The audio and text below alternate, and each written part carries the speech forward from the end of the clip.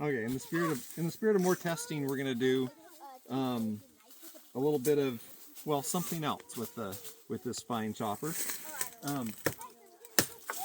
So due to the shape of the blade, it kind of turns itself into a draw knife.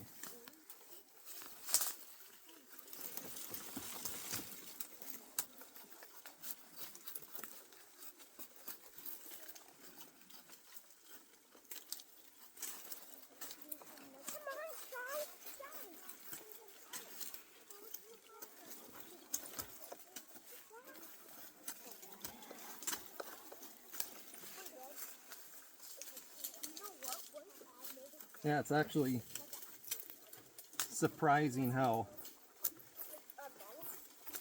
well it works. And I'm actually obviously way through the bark, and I'm into the wood itself, and it's just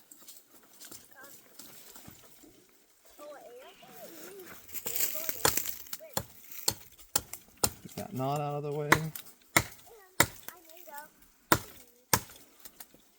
Yeah, so it goes through it really, really easy.